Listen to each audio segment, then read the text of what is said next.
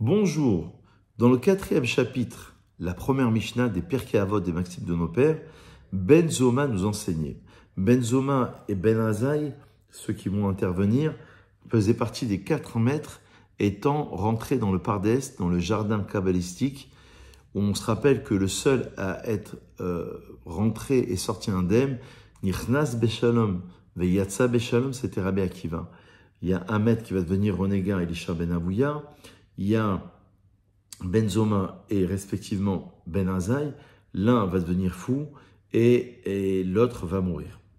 Alors ce fameux Ben Zoma va nous enseigner Ezeu Chacham, quel est l'homme sage? C'est celui qui apprend de tout homme. Ezeu Gibor, quel est l'homme fort? C'est celui qui arrive à vaincre ses passions, ses pulsions, son Yetzer Hara, son penchant du mal. Quel est l'homme riche? Asamer Bechelko, c'est celui qui est heureux dans sa propre part. Ce n'est pas celui qui détient des millions et des millions, c'est celui qui se contente, on va dire, et qui est heureux de ce que Dieu a pu lui donner tout au long de sa vie. Et enfin, Ezeu Mechubad, quel est l'homme honorable? C'est celui qui honore les autres.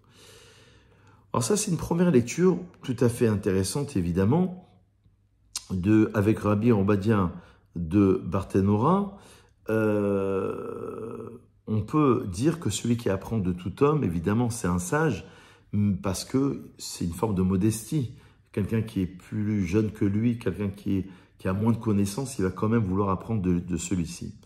Et Rabbi Obadia de Barthénora nous enseigne et nous dit que quel est l'homme fort, c'est-à-dire c'est celui qui arrive à vaincre son Yetzer Hara, son penchant du mal, parce que justement, il a une maîtrise sur son corps, sur ses pulsions.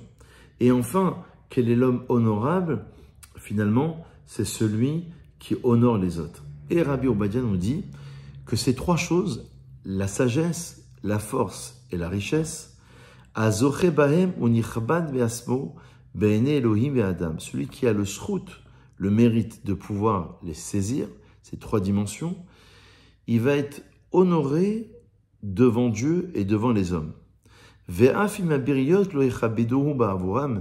si les gens ne vont pas le respecter par rapport à ces 3 choses, donc la sagesse, la force et la richesse, malgré tout, il sera quand même honoré.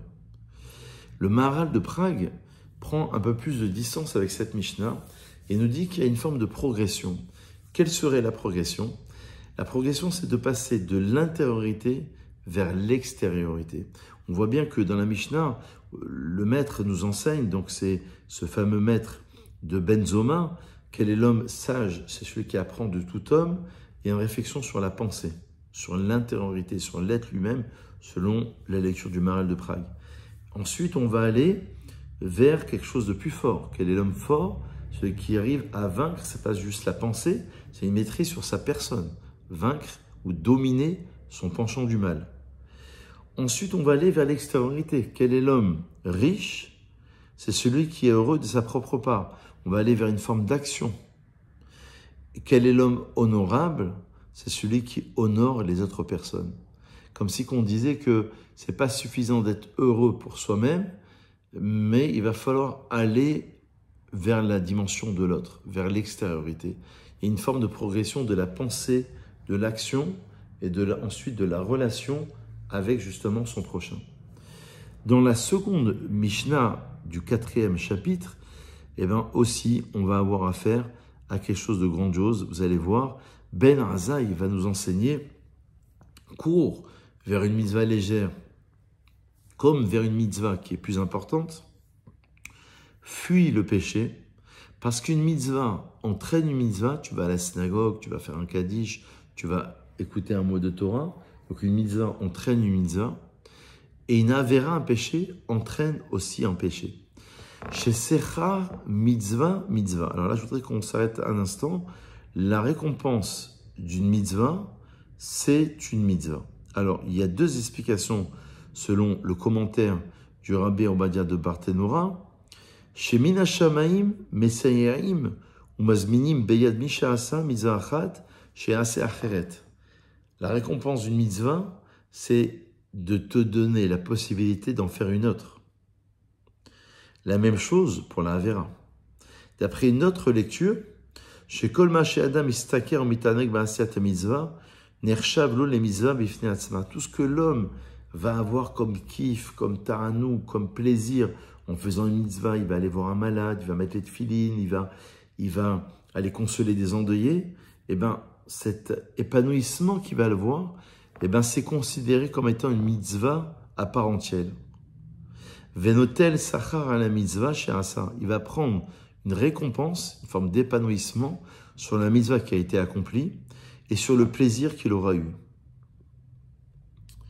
C'est-à-dire que le Talmud dans Kiddushin nous explique, à la page 39, que Srar Mitzvah, ben Alma Leka, que la récompense d'une mitzvah, dans ce monde-ci, il n'y en a pas. Parce que la véritable récompense sera dans le monde à venir.